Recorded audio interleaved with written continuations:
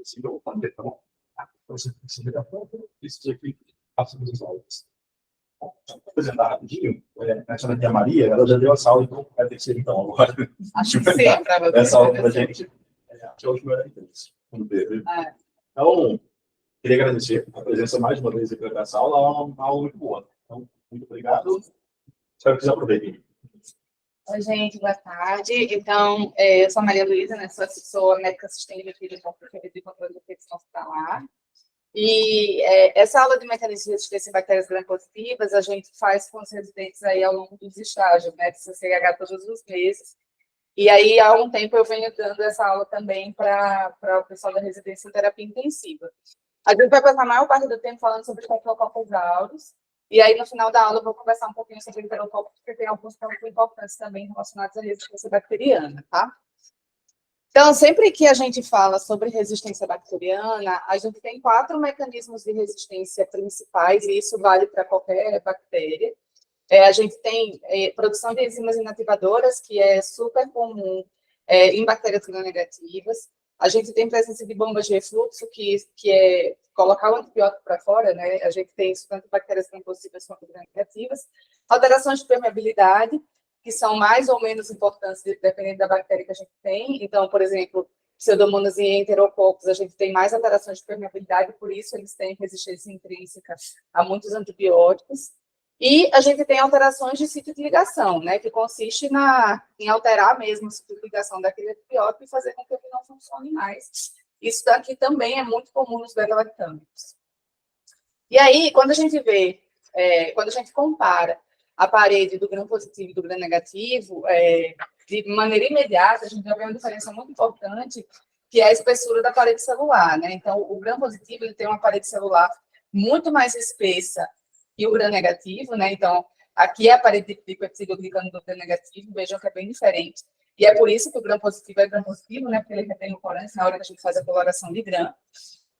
E por causa disso, por causa dessas diferenças estruturais, também há diferença de mecanismo de resistência. Então, quando a gente fala da bactéria gram-negativa, a gente tem uma parede celular menos espessa e a gente tem uma membrana externa. Isso faz com que haja um espaço que a gente chama de espaço periplasmático, que é muito maior no gram-negativo que no gram-positivo por causa dessa espessura da parede aqui. Qual que é a consequência disso? Né? O espaço periplasmático é o lugar que alberga as enzimas inativadoras. Então, por isso, quando a gente fala de gram-negativo, a gente tem muito mais enzimas conhecidas do gram-negativo, aquelas sopas de letrinhas todas que a gente fala, né? As ISPL tem, SHV, STXM, LDN, KPC, OX, enfim, tem inúmeras aí quando a gente fala dos gram-negativos. E esse mecanismo não é tão importante, apesar de existir também, mas ele é menos importante nos gram-positivos. Então, uma coisa que a gente sempre brinca com os residentes é que quando você for chutar o mecanismo de resistência em gram-positivo, você chuta que é alteração de sítio de ligação. E quando é gram-negativo, você vai chutar que é enzimático. Né? Isso também tem diferenças do ponto de vista de tratamento, porque aqui a gente usa mais inibidor da lactamase e aqui a gente usa menos. Né? Então, essa é a grande diferença entre os dois. A gente tem algumas diferenças também de fatores de virulência, tem aí o ácido teicoico e lipoteicoico no gram-positivo, no gram-negativo. A gente tem uma importância aí dos LPS, né, que são mediadores aí dos mecanismos de sepse. E aí, falando especificamente de resistência de Staphylococcus aureus, eu trouxe alguns casos aqui para a gente tentar mais ilustrar situações que a gente tem no dia a dia e poder falar um pouquinho das resistências.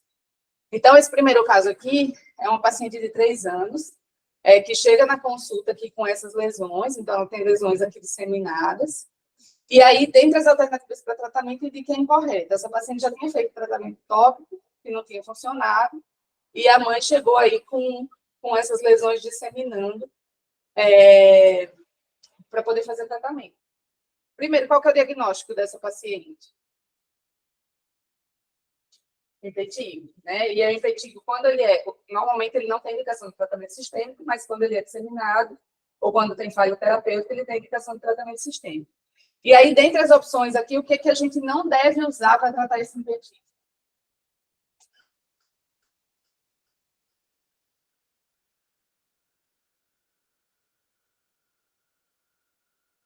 Um de cada vez, gente. Cefalexina, vocês acham que é ok? Bactrim, amoxiclavulanato, bezetacil e clinda. Então, a maioria de vocês está indo no bezetacil, certo? Não é para fazer tratamento com a penicilina G-bezatina. E é isso mesmo, assim, o que a gente não deve usar aqui para tratamento dessa paciente é penicilina G-bezatina. Então, vamos ver por quê. Quando a gente fala da comercialização da penicilina, ela aconteceu aí na década de 40, né? Tem a famosa história do Fleming, que saiu de viagem, quando voltou, a placa dele de estáfilo estava comida pelo penicilino, e foi assim que houve a descoberta da penicilina. Mas ela começou a ser comercializada na década de 40, e isso foi muito marcante, principalmente por causa da Segunda Guerra Mundial, né? A gente tinha aí os soldados que, quando não morriam de trauma, morriam de infecção de ferida, e a penicilina foi uma grande salvadora desses casos. E nessa época se pensou que a gente tinha vencido aí a batalha contra as bactérias resistentes. Hoje a gente sabe que nunca vai vencer essa briga, né? E aí, a partir da comercialização da penicilina em 1940, em 1941, a gente já tinha o estáfilo resistente à penicilina. Então, em 1950, a gente já tinha aí, 28% dos estáfilos resistentes à penicilina, e hoje essa prevalência é muito maior, né? Então, um ponto importante aqui, essa resistência não é intrínseca, né? O Staphylococcus não é intrinsecamente resistente à penicilina. Mas existe uma alta prevalência aí de 80% a 90% de resistência do Staphylococcus aureus à penicilina. E por causa disso, na década de 60, foi comercializada a meticilina, que é uma penicilina sintética, que, assim como a meticilina, a oxacilina também teve esse papel, de fazer ação de teração contra esse Staphylococcus que é resistente à penicilina. E qual que é o mecanismo dessa resistência? Então, a gente tem aí, para exceção da regra que eu falei, né, a gente tem uma enzima.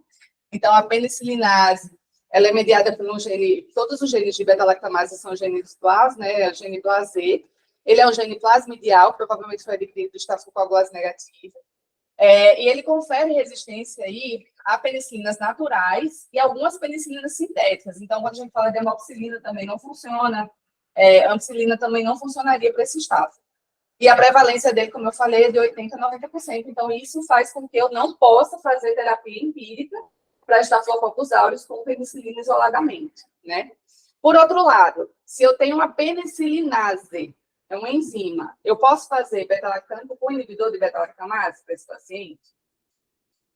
Sim. Então, por isso que clavulina ali seria uma opção, né? A amoxicilina clavulanato seria uma opção nesse caso. Então, quando eu quero pegar o estáfilo que é resistente só à penicilina, eu consigo usar o inibidor de beta-lactamase. Cefalexina eu poderia usar por quê? Vocês falam que ok, usar cefalexina, né? Por que ok? Porque é uma penicilinase. Então, outras classes, ela não teria ação. Então, se eu pego uma cefalosporina, eu conseguiria usar também. Então, para infecção de pele pasmosa, cefalexina, por exemplo, é uma das principais opções, né, que vocês conhecem. Então, cefalexina, cefadroxila, cefazolina, a própria ceftriaxona, cefepime. Quando eu mudo a classe, eu consigo pegar esse estáfilo. Pipetase funciona para esse estáfilo? Funciona. Então, é um beta-lactâmico com inibidor de beta-lactamase. Então, meropenem funciona para esse estáfilo? Funciona, mas não é para usar só para isso, né? A gente usa meropenem para outras coisas. Mas sim, ele tem atividade contra o estáfilo que é resistente só à penicilina. Então, o que é importante vocês saberem, esse mecanismo enzimático, quando a gente usa o inibidor, a gente consegue explotar esse mecanismo. Aí, vamos para o segundo caso, então. A maioria desses casos são casos reais, tá, gente? Esse caso aqui é do meu R2, por exemplo. Paciente de 60 anos, renal crônico dialítico, chegou ao pronto-socorro com quadro de febre e bacteremia. Tinha um permicate aí com secreção purulenta, você já deve ter visto isso de monte por aqui. Coletadas hemoculturas com crescimento desse agente aqui ao lado. E aí, aqui, qual que é a melhor opção terapêutica? Meropenem, vancomicina, Bactrim ou cefazolina. Então, aqui, diferente daquele estáfilo que a gente tinha antes, a gente tem um estáfilo que é resistente à penicilina, mas também é resistente à oxacilina. Como que eu chamo esse estáfilo aqui? Como que é o nome dele? A sigla dele, famosa. MRSA. Então, aqui eu tenho infecção de corrente sanguínea por um MRSA, certo? Qual que é a melhor opção terapêutica nesse caso, dentre essas opções aqui que eu dei?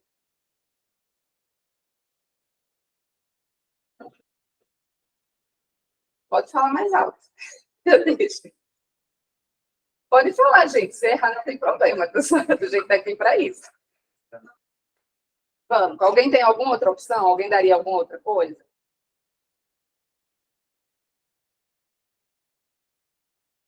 Não? Cefazolina daria certo para esse staff? Se fosse um estáfilo só resistente à penicilina, como a gente conversou, a cefazolina estaria ok? Estaria. Como que eu sei se a cefazolina está ok para esse aqui? Depende do mecanismo de resistência, né? Então, alguém sabe o mecanismo de resistência para oxacilina? Alguém falou aí, alteração de ciclo de ligação. Então, ó, só para dar a resposta aqui, realmente, a droga de escolha aqui é vancomicina. Quando a gente fala de outros beta-lactâmicos, a gente vai entender que não dá para fazer nesse caso. E quando a gente fala do Bactrim, a gente tem sensibilidade aqui. Então, por que eu não daria Bactrim para esse paciente? Oi?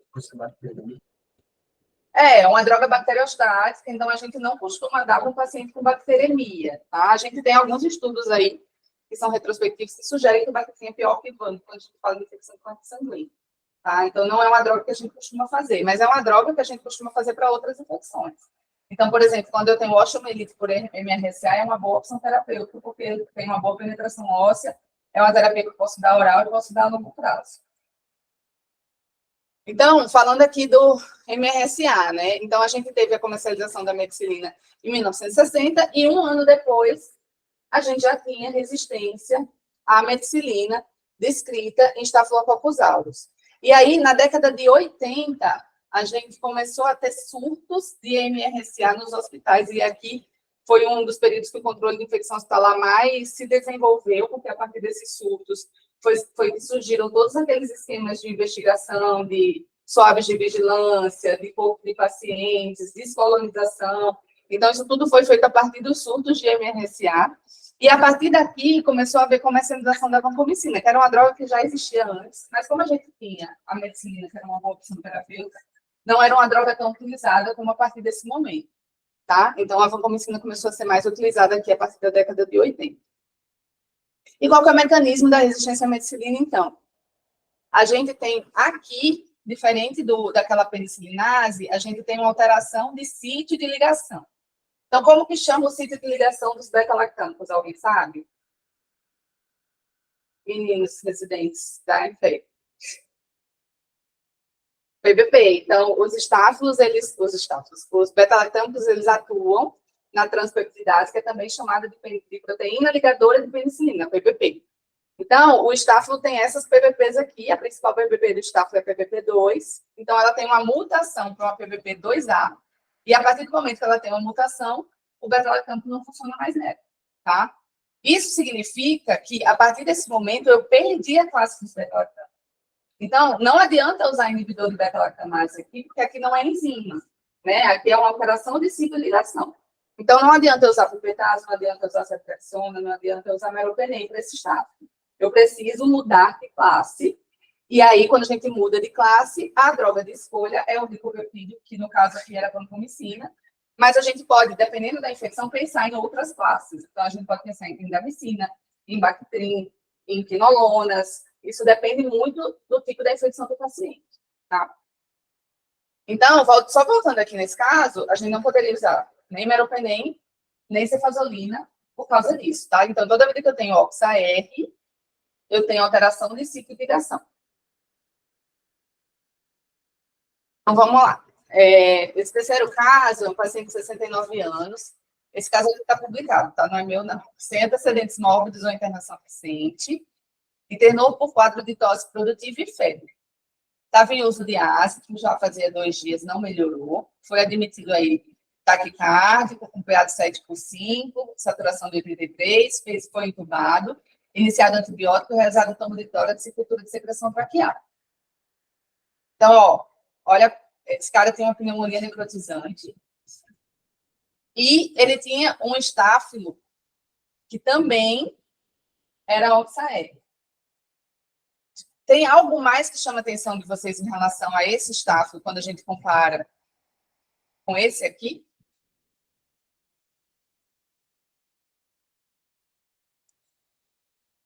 Vou deixar vocês olharem um pouquinho. Posso passar para o outro?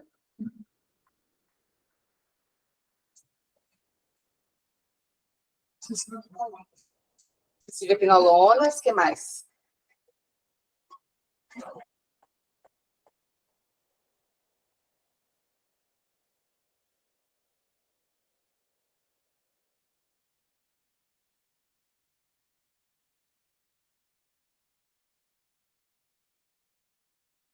Querem que eu volte lá de novo?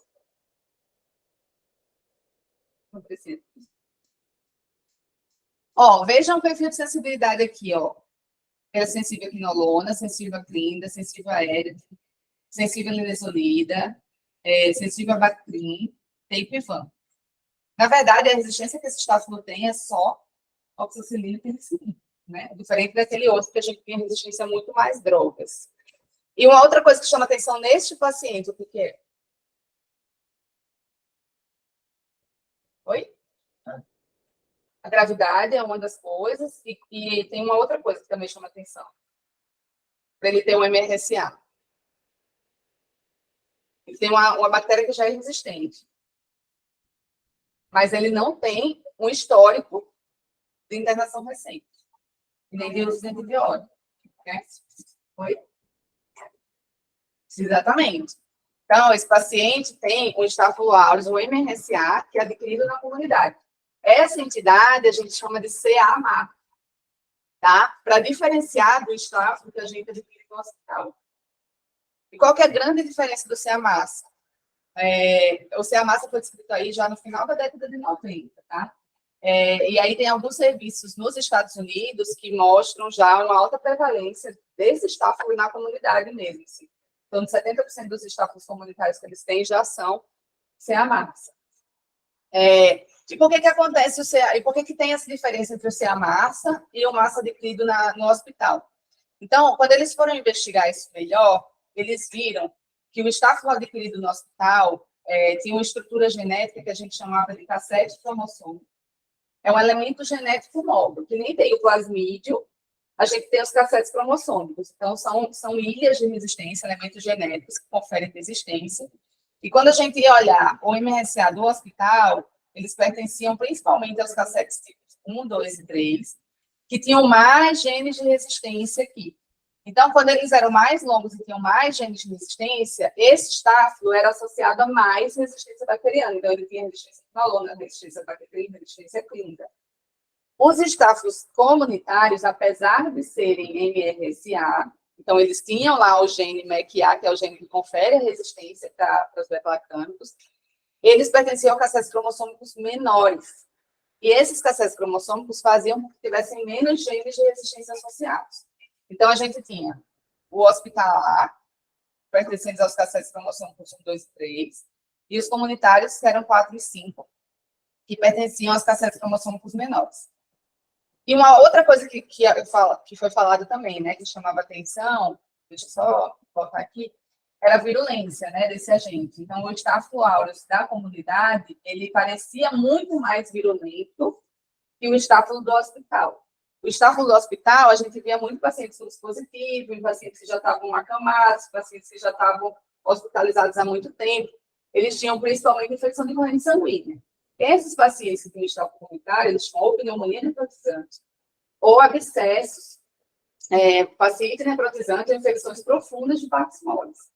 E, na época, isso foi muito associado à produção de uma toxina, que é chamada de Quantum Valentine, né? Que ela é responsável aí, por apoptose ou por lise de macrófagos, fazendo com que tivesse uma necrose tecidual muito alta. Então, esse estáfilo foi muito associado à ocorrência dessa toxina. Até hoje, se vocês forem ver casos desses, tem especialista que recomenda a associação de clindamicina por um efeito de toxina, apesar de a gente não ter essa evidência para estáfilo em literatura. Tá? E aí, quando a gente fala da Quantum Valentine, a gente vê que ela é muito mais presente em infecções de pele e partes moles comparadas com pneumonias ou com bacteremias. Isso aqui é uma meta-análise que compara esses sítios. E aqui é uma pirâmide que mostra mais ou menos a frequência e mais ou menos a frequência e a gravidade, né? Então, aqui mostrando a base da pirâmide realmente da toxina pantamentais são infecções de pele parasmóticas que são necrotizantes. Então, só para comparar os antibiogramas aqui, quando a gente tem o estáfilo adquirido no hospital, a gente tem muito mais resistência envolvida, por causa daqueles cassetes cromossômicos, do que quando a gente tem o estáfilo da comunidade. Atenção, porque o fato da gente ver esse antibiograma não quer dizer que o estáfilo seja adquirido na comunidade, tá? O fato da gente ver esse antibiograma significa que ele pertence a um clone que tem um cassete cromossômico específico, que é menor, que originalmente foi atribuído ao estáfilo da comunidade. Isso não quer dizer que o paciente adquiriu o estáfilo na comunidade. Entendem a diferença? Então, a gente tem aí relatos de casos de pacientes que estavam internados aí há meses e tem esse estáfilo, ou seja, eles adquiriram esse estáfilo no hospital, apesar de ser uma linhagem comunitária. Então, assim, para critério epidemiológico, a gente considera tem que ter informação sempre, tá? E aí, qual é a prevalência desse estáfilo no Brasil, né? Por que isso é importante? Porque se a gente acha que tem uma prevalência alta, como eu falei para vocês, se tem sempre americano que tem 70% de prevalência, você não pode mais fazer terapia empírica com oxacilina, certo? E aí eu tenho um MRSA que já é da comunidade.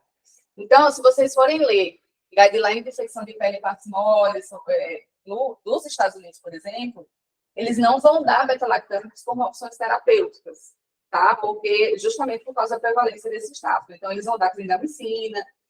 Tem estudo do New England comparando clindamicina e bactrim para infecções de pele parasmóticas justamente por causa disso. Para infecções graves, eles vão dizer que é para entrar com vancomicina direto. E aqui no Brasil, o que vocês acham? Vocês acham que a gente tem que entrar com vancomicina para o cara que chega de fora já com um quadro suspeito de estáfilo?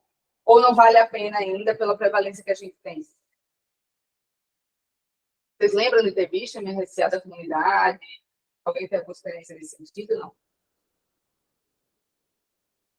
Então, aqui a gente tem poucos estudos ainda. Um deles é esse inquérito populacional aqui de Botucatu, que mostra uma prevalência bem baixa, 0,9%. Mas tem esse estudo de Ribeirão que é meio intrigante, assim.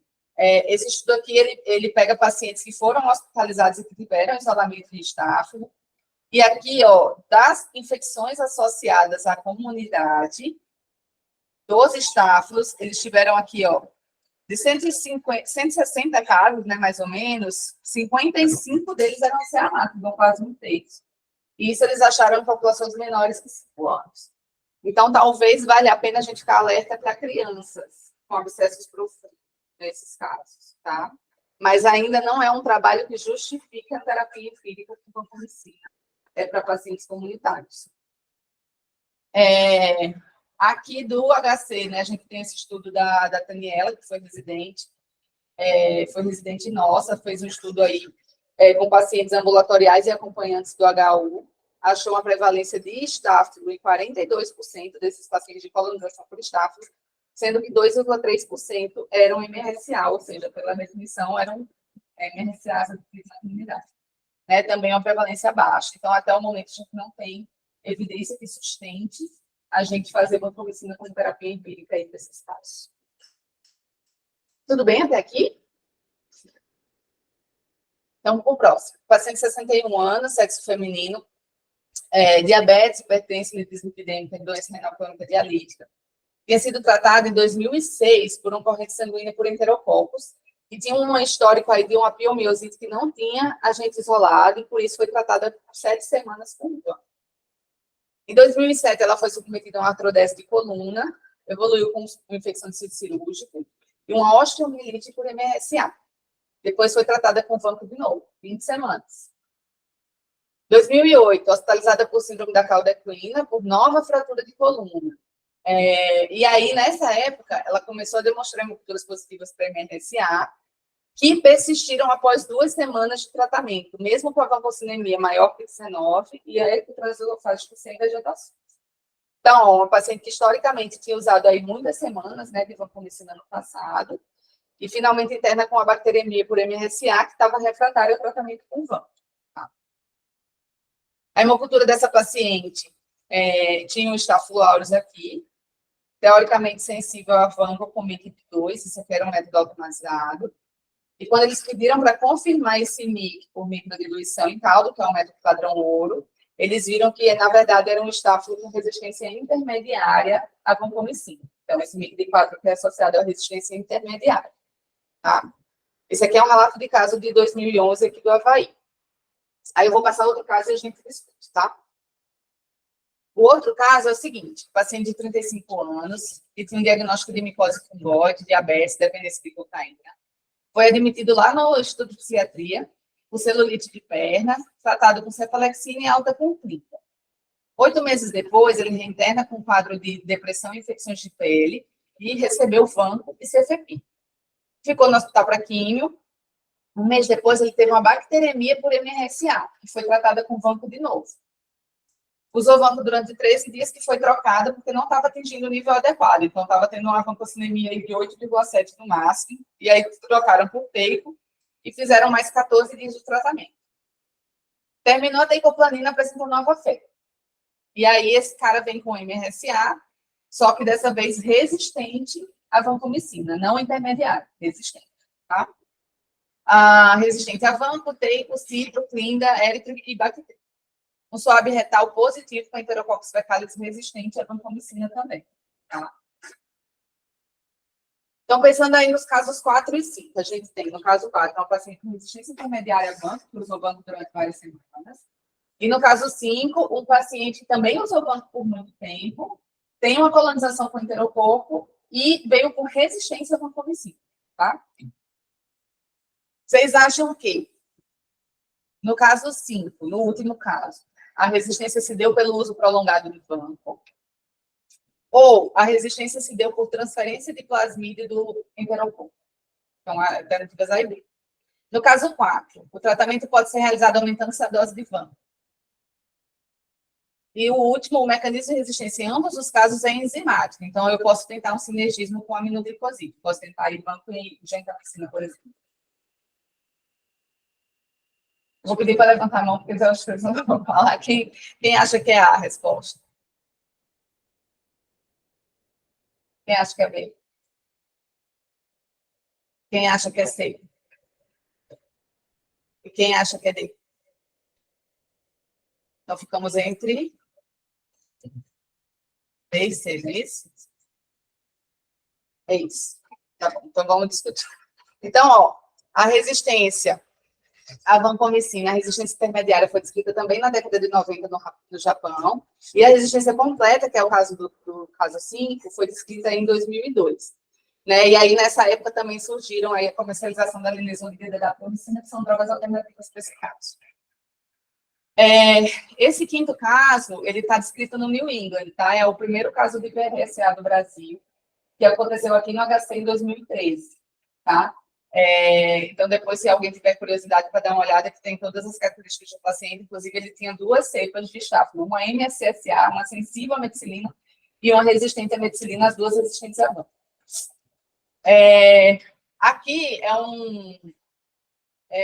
são as figuras de um artigo que estimam qual que é a prevalência de estáfilo intermediário à vancomicina e de estáfilo resistente à vancomicina, de acordo com os trabalhos já publicados. Tá? Isso aqui não é um estudo de prevalência real. Ele faz uma revisão geral aí dos trabalhos publicados e ele estima qual que é a prevalência. Então, está um pouquinho difícil de ver, mas aqui na América do Sul, eles estimam que a prevalência de VIS é de 1% e de VRSA é de 3,6%, ainda bem baixa. De VRSA, a gente tem poucos casos descritos aí no mundo ainda. Quando a gente fala de Américas, a gente tem aí 14 casos de estáfilo resistente a vanco descritos só. Tá? Quando a gente fala de resistência intermediária, esse número é bem maior. Tá? E aí, qual que é o mecanismo, então? Onde que a vancomicina age? A vancomicina, ela também age na parede celular, ela age numa terminação do pentapeptídeo da parede celular, que a gente chama de deala-deala. E quando a gente tem a alteração do sítio de ligação, ou seja, a gente tem a deala-deala e muda para deala-delactato, a gente tem uma resistência completa a vanco. E foi o que aconteceu naquele caso 5, lá do IPV. Então, esse é o mecanismo da resistência completa. Como que é o mecanismo da resistência intermediária? Como a van coage na parede, quando a gente tem resistência intermediária, normalmente o que acontece é uma hiperprodução desses pentapeptídeos, ou seja, do sítio de ligação da van. Então, você tem um espessamento de parede celular, e quando você tem um espessamento de parede celular, você tem muitos sítios de ligação para a van. Então, a van liga, mas ela não é o suficiente para inibir a convecção da parede, porque ela liga em muitos sítios de ligação, porque a parede está muito espessada. Tudo bem? Então, são duas coisas diferentes.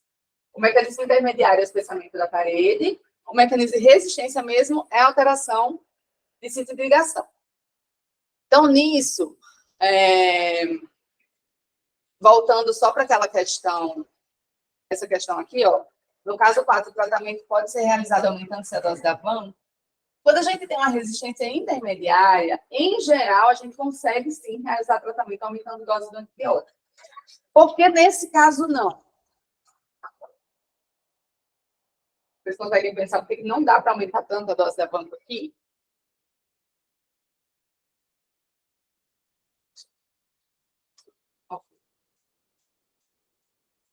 A vancozinemia vai ter que estar muito alta. Isso é relacionado a quê? A toxicidade, exatamente. Então, a vanco, eu não consigo usar mais de 4 gramas por dia, porque ela é associada a muita toxicidade. Então, no caso da resistência intermediária à vanco, especificamente, eu não consigo só aumentar a dose da vanco, tá? Em tese, daria certo, porque se dá mais vanco e ela vai se ligar mais aos pentapeptídeos, mas na prática clínica não dá certo, porque você tem que aumentar a dose de modo que você vai fazer nessa toxicidade do paciente, tá? Então, aqui a resposta certa é essa aqui mesmo. No caso 5, a resistência se deu por transferência do plasmídio do VRE. Por quê? Essa alteração de sítio de ligação aqui, ela se dá por um gene, que a gente chama de gene VAN. No caso do estáfilo, é normalmente o VAN-A, que faz essa alteração aqui, e normalmente, nos casos descritos, ele realmente é transferido de um plasmídio que vem do enterococo. Então, o paciente é colonizado por um VRE e transfere essa resistência para o estáfilo. O que faz essa transferência acontecer, a gente ainda não sabe muito bem, porque VRE a gente vê de monte por aí, mas VRSA a gente não vê tanto, né? Então, a gente ainda não sabe exatamente o que define isso. Então, ó, só para ver aqui as duas entidades, quando a gente tem o VISA, que é a resistência intermediária, a gente tem um MIC de 4 a 8, no VRSA a gente tem um MIC maior ou igual a 6. Aqui o mecanismo é para o espessamento de parede, então eu tenho muito resíduo de parede lá de peptidoglicano, e eu posso ter algumas mutações cromossômicas que fazem com que haja esse espessamento. No VRSA, eu tenho um aparato que é proveniente do VRE, o gene VAN-A, e aí eu faço uma alteração de sítio de ligação, do DALA-DALA para o DALA-DLactato. Existe uma outra entidade que a gente chama de heterovisa. Aqui, o heterovisa, ele é considerado o precursor desse aqui. O que é isso? Aqui, esse heterovisa é de heteroresistência. O que significa heteroresistência? A gente tem algumas subpopulações que são resistentes. Então, dentro daquele núcleo lá do estáfilo, eu tenho estáfilo que tem MIC sensível, 0,5, 1, e eu tenho estáfilo que tem MIC de, sei lá, 16. Então, eu tenho diferenças de MIC aí nessas subpopulações. Na prática clínica, isso não é detectável em métodos de rotina. Então, se eu tenho um inóculo muito maior, que tem um MIC baixinho, no meu antibiograma vai aparecer um MIC baixo, só que eu tenho refratariedade de tratamento. Então, eu vou selecionando esses agentes mais resistentes com a vancomicina, e aí o que eu começo a ver, às vezes, é assim, ó, eu tenho um estáfilo hoje com MIC de meio, aí daqui a uma semana eu levei de novo para assim, vem um MIC de 1, depois é um MIC de 2, porque eu estou selecionando as cepas resistentes, tá? Então, a heteroresistência é considerada um precursor desse aqui, provavelmente foi o que aconteceu naquela paciente do caso 4, tá? Que ela tinha algumas cepas já heteroresistentes que o Slovanco selecionou. Tudo bem, gente? Então, aqui só para mostrar para vocês a heteroresistência, que é um teste que a gente usa para ver a concentração inibitória mínima, né, o MIC do estáfilo, e a gente consegue ver as subpopulações aqui resistentes. E aqui as diferenças aqui, quando eu olho, ó, a concentração de vanco aqui está aumentando, quando eu tenho o estáfilo que é sensível, ele rapidamente morre, né, com concentrações mais baixas de vanco. Quando eu tenho um heterovisa, eles morrem inicialmente e depois vai ficando mais difícil. Eu tenho que aumentar a dose de vanco para poder matar, porque eu estou selecionando as populações resistentes. Quando eu tenho um estáfilo de resistência intermediária, eu já preciso de concentrações maiores para que ele morra. E quando eu tenho VRSA, não adianta, porque aqui eu tenho alteração de ciclo de ligação. Tá? Então, não adianta, a dose de banco que eu dei não vai funcionar. Hoje a gente tem uma discussão aí, quando a gente fala dos MICs, eu falei aqui para vocês que o MIC sensível do estáfilo é menor ou igual a 2, mas por todas essas discussões do quanto a vanco vai funcionar, muitos autores já questionam se esse MIC de 2 deveria ser considerado sensível. E aí, eu não sei se vocês já têm esse conceito, se vocês têm ou não, de área sobre a corpo sobre MIC. Tem. Mais ou menos. Vou falar um pouquinho só. Quando a gente fala de eficácia, né, de antimicrobianos, a gente tem alguns parâmetros de farmacocinética e farmacodinâmica que são associados à eficácia terapêutica. Então, tem alguns antibióticos que, por exemplo, o que é mais associado à eficácia terapêutica é a concentração máxima que ele atinge, esse pico aqui, ó, acima da MIC. É o caso dos aminoglicosídeos, por exemplo. Então, por isso que hoje em dia eu faço aminoglicosídeo uma vez ao dia, ao invés de fazer de 8 em 8 horas. Tem alguns antibióticos que o que vale é o tempo que ele fica acima da MIC. É o caso dos beta-lactâmicos. Então, para beta-lactâmicos, eu penso mais em fazer infusão contínua, eu penso em fazer infusão estendida e eu penso em fazer doses mais fracionadas, né? Então, em tese, por exemplo, só 1 grama de 12 em 12 é melhor do que 2 gramas de em tese, né? Isso tudo é muito teórico, vai depender do paciente. Mas o beta-lactâmico, o que vale é o tempo acima da MIC. No caso da vanco, a gente tem uma combinação desses dois fatores que a gente chama de área sobre a curva. Então, essa área sobre a curva, que é a combinação da concentração com o tempo, é o que vale de parâmetro, de melhor parâmetro de eficácia terapêutica, quando eu falo de vancomicina. E os guidelines hoje falam que essa área sobre a curva sobre MIC para vanco, ela tem que ser maior ou igual a 400. Né? O guideline novo fala de 400 a 600. E é isso que está geralmente correlacionado com a vancocinemia que a gente faz. E tem que ser de 15 a 20. Tá? Pensando nesse parâmetro aqui de PKPD. E aí, alguns autores sugerem que quando esse MIC é de 2, a gente não consegue atingir essa área sobre a curva sobre MIC maior que 400. Tá? E além de ter uma alta nefrotoxicidade. Então, a gente tem essa meta-análise aqui, que mostra que, principalmente para infecção de corrente sanguínea, realmente, quando o MIC é maior que 1,5, a gente tem uma maior mortalidade em 30 dias. Então, é sempre algo que a gente precisa ficar atento quando a gente tem MIC de 2 para vanco. Tá? E aí, também não sei se vocês já viram isso, mas talvez sim. A gente tem 2 alternativas de monitoramento de vancocinemia, que é o monitoramento por vale, que é o que a gente mais faz, né? A gente fazer imediatamente antes da dose da vanco, a gente vê quanto é que está o vale e a gente pegar o 15 a 20 ali de parâmetro. E tem o monitoramento da área sobre a curva sobre MIC mesmo, que a gente faz o parâmetro propriamente dito, e isso a gente precisa de ajuda de alguns softwares para fazer. Né? Tem alguns softwares que são, inclusive, gratuitos para fazer isso. Esse monitoramento, ele tem sido muito discutido e muito questionado, principalmente o monitoramento por vale, porque alguns estudos mostraram que não tem uma boa correlação de vale com a área sobre a curva sobre MIC, que é o parâmetro que a gente tem que atingir. Tá? Então, eu trouxe aqui essa meta-análise só para ver como isso ainda é controverso, né? Mostrando o monitoramento por vale, que é associado à falha de tratamento. Então, aqui, ó, estudos todos retrospectivos ou prospectivos, tá? Mas todos observacionais. Aqui mostrando que, realmente, um vale maior ou igual a 15 tem menos falha de tratamento. E um vale maior que 20 tem mais toxicidade, mais nefrotoxicidade. Então, parece que quando a gente monitora vale, a gente... Principalmente para nefrotoxicidade, isso é uma coisa importante, assim, deixar um nível de vale menor que 20. Tá? Quando a gente fala de monitoramento de área sobre a curva sobre MIC, também parece fazer diferença realmente. A área sobre a curva sobre MIC, que está aí por volta de 400, aí tem menos falha de tratamento. E a área sobre a curva sobre MIC, abaixo de 600, tem menos nefrotoxicidade. Então, também parece interessante a gente monitorar esse parâmetro. Quando a gente vê um pelo outro, será que é melhor monitorar por vale ou melhor monitorar a área sobre MIC? Para a mortalidade, essa meta-análise não conseguiu ver diferença, mas veja que só tem 2 trabalhos ali que avaliam isso. E para nefrotoxicidade, parece que tem uma tendência que o monitoramento por área sobre a curva sobre MIC seja melhor, tá? A gente tem feito um estudo aí na enfermaria da MI com área sobre a curva sobre MIC e a impressão, a gente ainda não viu os dados. A gente tem uma impressão que está tendo menos nefrotoxicidade que antes. Mas a gente também ainda tem que tabular todos os dados para poder fazer essa análise melhor, tá? Mas até agora a gente não tem uma conclusão definitiva sobre isso. A gente tem outros estudos que mostram, que sugerem também que quando você monitora a área sobre a curva sobre MIC, você tem menos nefrotoxicidade. Então, talvez realmente seja o melhor método para a gente monitorar. Tudo bem? Deixa eu só ver a hora.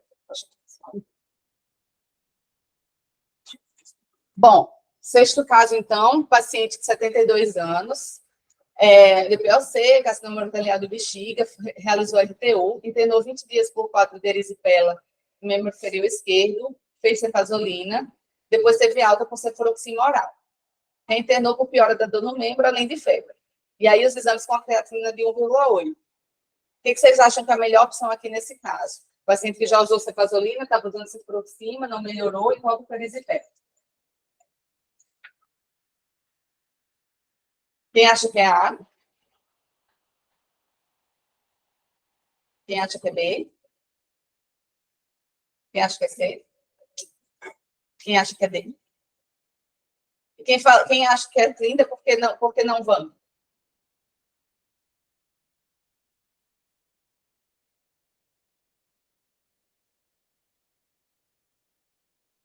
Por que vocês não dariam o banco?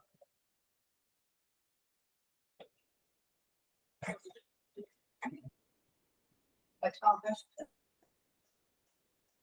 Por causa da função renal. Então, esse é um paciente que a gente realmente fica apreensivo do tabacomicina por causa da função renal. Clinda, que não está errado também, tá? A questão da clinda é que a gente não tem certeza do perfil de resistência. A gente tem poucos dados aí quando a gente fala de resistência a clinda na comunidade. Então, pode ser uma tentativa, a gente não sabe se vai dar certo ou não. A ceftarolina poderia ser uma opção aqui para esse paciente, por quê? Alguém conhece essa droga? Já ouviram falar dela? Não? Então, a ceftarolina... Oi? Exatamente. Então, a cefa de 5ª geração, a gente chama de cefalosporinas anti-MRSA. Então, lembra o que eu falei que quando você tem MRSA, você perde todos os beta-lactâmicos? A ceftarolina e o ceftobiprole apareceram para serem a exceção disso. Então, são cefalosporinas que atuam contra a MRSA. A ceftarolina teve estudos de aprovação aí para pneumonia e para infecção de pele e paximoles. E ela tem sido usada em combinação com endocardite infecciosa, mas a gente vê mais relatos de casos nesse sentido, tá? O que ela realmente é aprovada para pele e paximoles e para pneumonia comunitária. O espectro dela, então, a vantagem da ceftarolina é que ela cobre MSSA e MRSA, e ela também tem um espectro de ação para enterobactérias, tal como a ceftriaxona, por exemplo, tá? Então, pensem na ceftarolina cobra negativo como a ceftriaxona. Então, ela não vai agir para bactérias ISBL, por exemplo, não vai agir para pseudomonas, tem que pensar no sentido de ceftriaxona. E pode ter alguma atividade para VISA ou VRSA. Então, a situação que a gente usaria a ceftarolina poderia ser essa, uma infecção de pele e paximoles. Eu desconfio de um MRSA, porque teve uma falha terapêutica aí com um beta-lactâmico, e o paciente tem uma contraindicação, ou você tem algum receio de fazer uso do glicopeptídeo, que é o casavam, né? Então, o cenário dela é mais ou menos esse. Tem muita gente que usa ela para pneumonia também. Apesar de que eu não vejo muita vantagem, porque a gente não tem pneumonia por emergencial ou mesmo por estado. Então, acho que a grande vantagem dela é para a infecção de pele e paximose mesmo, tá? E aí a gente tem aí outros alvos terapêuticos, por exemplo, a gente tem as quinolonas que agem no DNA e a gente pode ter alteração de ciclo de ligação também. E tem algumas drogas que também têm um mecanismo de efluxo aí para estáfilo, como é o caso das quinolonas, da disciplina, por exemplo. E aí, existem outras alternativas quando a gente fala do estáfilo, principalmente do estáfilo que a gente não pode usar vancomicina, né? Então, aqui é um quadro comparativo das principais drogas que a gente usa para o estáfilo hospitalar, que é aquele que é resistente àquelas outras drogas, né? E a gente não consegue usar van. Então, a gente tem linezolida, daptomicina e tigecycline. E aí, só fazendo uma comparação aqui, o que é mais importante a gente saber, né? A Linea e a Tige são bacteriostáticos, enquanto a Dapto é bactericida, mas a Dapto tem uma contraindicação importante aqui que a gente não pode esquecer. Ela é inibida por surfactante pulmonar. Então, o fato dela ser inibida por surfactante pulmonar faz com que a gente não possa usá-la para pneumonia, né? O paciente que tem acometimento pulmonar. Outra coisa importante de se saber, tigecyclina é uma tetraciclina, é uma droga que tem uma alta concentração tecidual, mas não dá nível sério. Então, é proscrito usar para bacteremia, por exemplo. Tá? E uma outra coisa interessante aqui da linezolida, que é vantagem, é a gente ter a opção oral. Né? Então, diferente dessas outras drogas, a linezolida ela tem uma opção oral com boa biodisponibilidade. Então, quando eu quero deshospitalizar o paciente, seria uma boa opção. Na prática, nem tanto, porque a gente não tem tanto, né? Está em falta toda hora. Mas ela tem essa vantagem de ter a droga bioral também. Dúvidas aqui?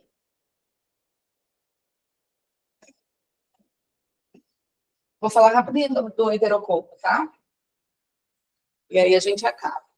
Então, só passando um pouco do estáfilo com o enterococo, quando a gente fala de enterococo, ele é um agente muito menos virulento, né? Muito menos agressivo que o estáfilo, ele faz infecções que são mais indolentes. E a gente tem duas principais espécies ali, o Enterococcus fecalis e o Enterococcus faecis. Qual que é a grande diferença dos dois? O fecalis normalmente é mais prevalente e, em geral, ele é ampissensível. Então, isso é uma coisa importante, gente, quando a gente pensa. Isso eu já cansei de ver. Assim, a gente tem Malditoff aqui, a gente pega a espécie um dia antes do antibiograma. Né? Então, quando a gente tem Enterococcus fecalis, a gente fica muito mais tranquilo em relação à sensibilidade à AMP do que quando a gente vê o Enterococcus faecis, né? Então, se eu estou usando o vanco, por exemplo, para um paciente e vem o Enterococcus fecalis, eu tenho mais certeza que ele é sensível à AMP do que a vanco, certo? Então, eu consigo descalonar tratamento com mais segurança quando eu tenho um Enterococcus fecalis. Quando eu tenho Enterococcus faecis, provavelmente ele é AMP-R. Então, se eu estou fazendo AMP, eu já tenho que mudar o tratamento. Tá? E o mecanismo dessa resistência à ampicilina, como a regra dos gram-positivos, é a mutação da PBP. Tá? E o que tem de diferente no enterococo? Então, o enterococo, eu falei assim, como a Pseudomonas é um exemplo desse também, ele tem resistência intrínseca a várias medicações. Então, quando você olha o antibiograma de um estáfilo, ele é assim. Quando você olha o enterococo, ele é assim. Ele é muito menor, eu tenho muito menos opções terapêuticas. Então, eu já tenho resistência natural a cefalosporinas, oxacilinas, clindamicina, lincosamina, cotrimoxazol, cobaquitrin, e aminoglicosídeos em baixo nível, já tem alguma resistência. E eu tenho uma resistência já intermediária a quinolonas, por exemplo, nitrofurantoína, tanto que essas drogas só são testadas em urina, elas não são testadas em outros sítios, tá? Então, naturalmente, eu já tenho um monte de resistência no enterococo. Qual que é a droga de escolha para o enterococo? É a ampicilina, mas, apesar disso, a ampicilina não é considerada bactericida por enterococo. Então, diferente do que a gente costuma aprender, né, o conceito de bactericida e bacteriostático depende muito mais do tanto de bactéria que a gente consegue matar em 24 horas e vida. E no caso do enterococo, sempre que a gente tem uma infecção grave, se recomenda que a gente faça uma terapia dupla. E aí eu acho que vocês já viram muito os sistemas de endocardite, por exemplo, com AMP e GENTA, né? Pensando justamente nessa terapia sinérgica para o enterococo. Hoje a gente sabe que a gente consegue também, além de AMP e GENTA, usar AMP e ceftriaxona para o enterococo, pensando aí em pacientes que tenham muita propensão a ter insuficiência renal, tá? E aí daqui a pouco a gente vai entender um pouquinho melhor como que a gente faz esse sinergismo. Então, ó, uma paciente vítima de atropelamento por automóvel fez uma laparotomia exploradora por lesão hepática de colon direita, realizou rafia hepática e colectomia total, No 20º pior, febre do abdominal. Fez uma toma de abdômen, tinha uma coleção hifocilíaca direita, funcionou, enviou para a cultura e tinha um Enterococcus faeces. Então, faeces você já sabe que é AMP-R, né? Só que esse aqui é Vancomycin também. Então, aqui, qual que é a melhor droga para a gente fazer? A linezolida, B, gentamicina, que tem aqui, ó. C, linezolida mais genta, ou D, daptomicina.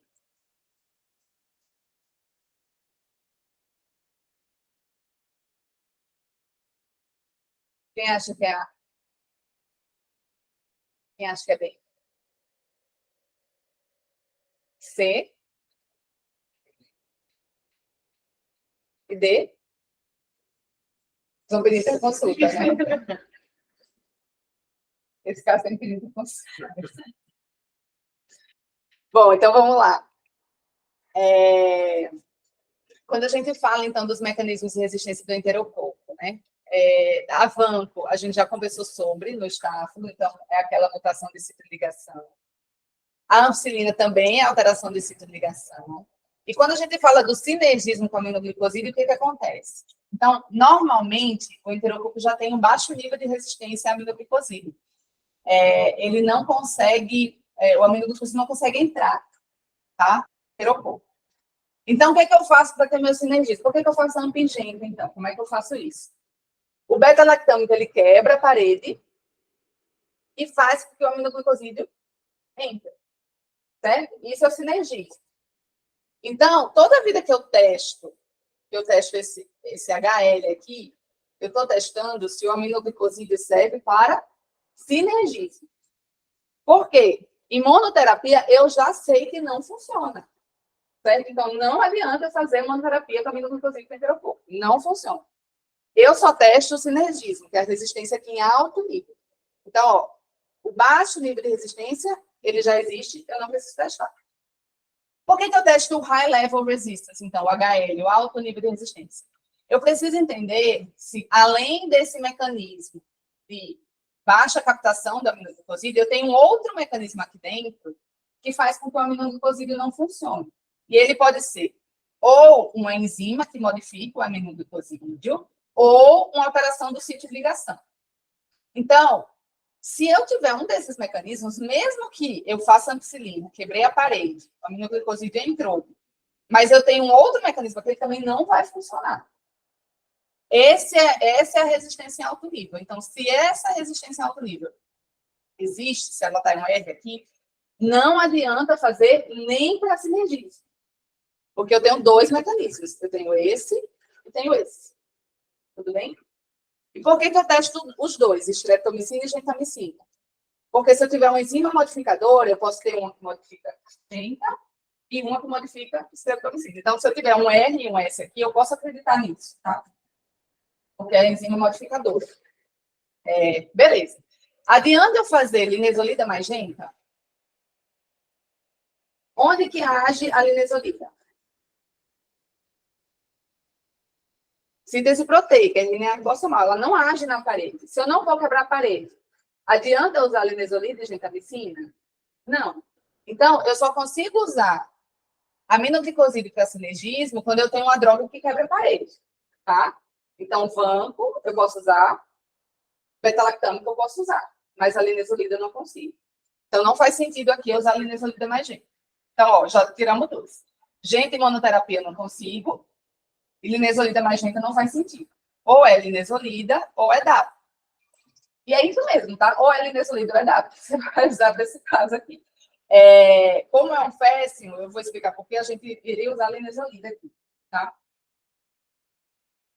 Então, aqui a resistência à vancomicina, como eu já falei, tem um gene VAN que faz alteração de ciclo de ligação. No caso do enterococo, eu tenho mais genes VAN do que no estáfilo, né? Lembra que o estáfilo rouba esse mecanismo do enterococo. E no caso do enterococo, uma coisa interessante é que esse gene pode ser cromossomial, dependendo da espécie. Então, algumas espécies, eu não sei se vocês já viram esses bichos na vida, o pessoal da CCH sempre guarda esses antibiogramas para mostrar nas discussões. A gente tem o Enterococcus gallinario e Caseliflavus, que são agentes normalmente não patogênicos, mas eles são importantes porque eles têm resistência intrínseca à vanca. Eles têm esse gene VAN-C, e eles normalmente são VREs, tá? Então, é interessante saber por causa disso, e o enterococo tem muito mais tipos de resistência a VAN do que o estáfilo, por exemplo. Então, ele pode, inclusive, ter VAN-B, que tem resistência a VAN, que não tem a TEIP. É diferente do estáfilo, que normalmente tem o VAN e tem resistência aos dois. E adapto, né? Será que eu consigo usar adapto para enterococo? Então, é como eu falei, entre adapto e linezolida, naquele caso, a gente usaria linezolida por quê? A daptomicina é uma droga que tem ação na membrana celular, ela normalmente é bactericida, mas alguns estudos começaram a ver que doses mais baixas eram associadas a pior desfecho no enterococo. E doses mais baixas, que eu digo, é a dose de pula, tá, gente? A dose de pula da dapto é 4 a 6 miligramas quilo. Quando a gente usa para endocardite, a gente usa 10, 12 miligramas quilo. E para o enterococo, a gente começou a ver que essa dose de referência, de 4 a 6 miligramas quilo, não estava sendo suficiente, ela era mais associada à falha terapêutica. Tá? Isso aconteceu em mais de um estudo, e isso foi demonstrado principalmente no Enterococcus faecium. Então, lembra o caso lá, Enterococcus faecium. Então, a adapto tende a funcionamentos. Tá? E por causa disso, também houve mudança de ponto de corte aí para Enterococcus faecium. Então, hoje, a gente não tem Enterococcus faecium sensível a adapto. Ou ele é dose dependente, ou seja, ou você tem que fazer uma dose alta, de 8 a 12 miligramas quilo, ou ele é resistente, tá? Então, por isso que não é a droga de escolha quando a gente fala de VRE, quando ele é Enterococcus faecium. O fecalis, ele pode ser sensível, sim, para a dose de 6 miligramas quilo, intermediário, ou resistente, no caso do intermediário, você também tem que considerar a dose mais alta. Tá?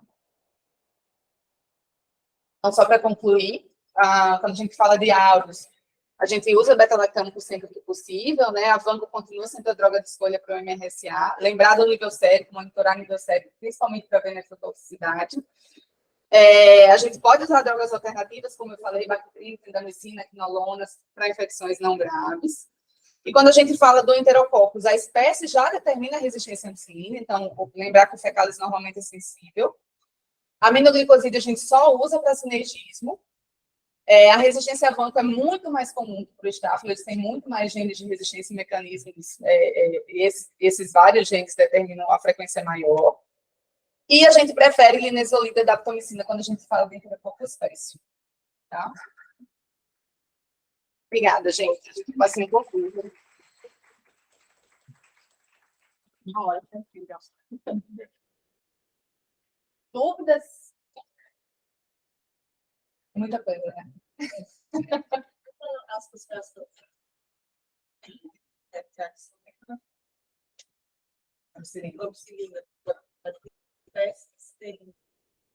tem essa. Não, na verdade, não, porque o FES normalmente é resistente à AMP. Eu não aprofundei muito isso, mas qual que é o racional, então? Você tem um... Aqui, ó. Normalmente você tem a PPP5 aqui, né? Que é quem faz afinidade com a AMP. Qual que é o racional de eu usar a ceftriaxona aqui? Eu falei que os enterococcus são resistentes a cefalosporinas. Por que eu estou usando aqui? Né? Além da PBP5, existem outras PBPs no enterococo, só que a principal é essa. Então, a ceftriaxona age lá na PBP 2 e 3, certo? Então, qual que é o racional?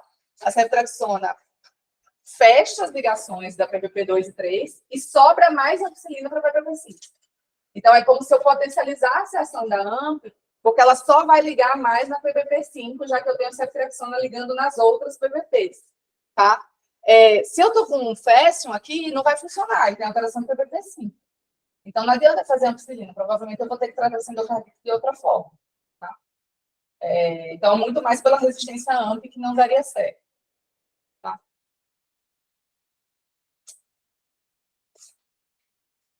Mais alguma coisa? Ainda meio prática, assim. Aqui no HC a gente usa muito VAMP dosando facospemia. Tem serviço que só usa TEICO. Tem uma questão de custo envolvida, assim. Assim, o kit da TEICO demorou muito a chegar no Brasil. E aí, culturalmente, como é uma droga europeia, e a gente tem muito mais uma cultura americana de uso de drogas, eu acho que nunca foi uma droga que pegou muito, assim. E na prática clínica, aí a gente vê isso muito no hospital privado. As pessoas gostam mais de usar TEICO para não ter que monitorar nível, né? É exatamente o contrário. quando, na verdade, o ideal era que a gente monitorasse também, porque são drogas muito parecidas. Mas, assim, na prática, qual que é a diferença de um e outro? Então, a teico tem um pouco menos de nefrotoxicidade que a vancomicina. E a vanco, ela atinge um steady state mais rápido. Então, é uma droga que você atinge a concentração que você precisa mais rápido que a teico. Então, teoricamente, para paciente crítico, é melhor você usar a vancomicina mesmo, tá? E a vantagem da teico, por outro lado, é que ela é uma droga que é uma vez ao dia, na dose de manutenção, e pode ser intramuscular. Então, ela serviria, por exemplo, para oftalmia, né, para tratamento de infecções mais longas. Mas, em tese, a gente deveria monitorar nível também. E uma coisa que a gente não faz com teico, a gente não faz dose miligrama quilo, que assim, tem que fazer. Se você for olhar a bula, é 6 miligramas quilo, de 12 em 12, depois 6 miligramas quilo dia. E a gente faz 400 e pronto, a gente nem olha quem é o paciente, né? Tem paciente que a gente precisa fazer 600, 800 de teico e a gente não faz. Isso é uma coisa importante para olhar também.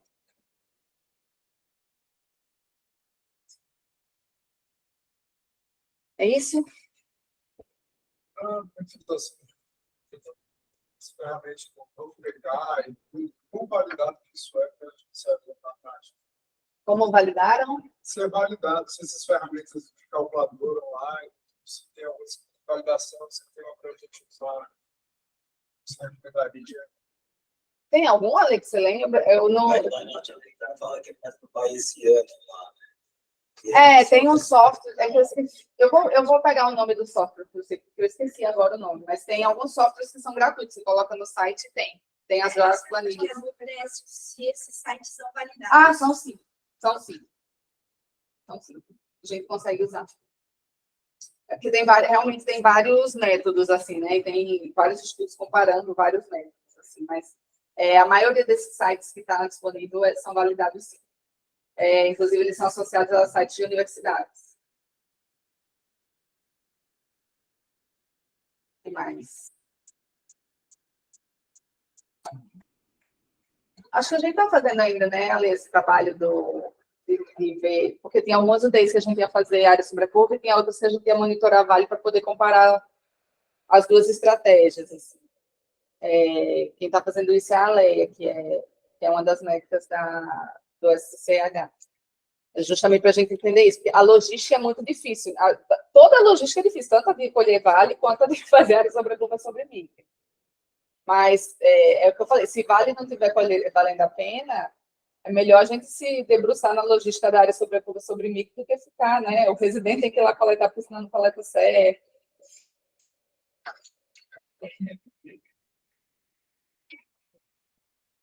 Ninguém sabe que elas coletoras. Ninguém sabe que eram os coletores.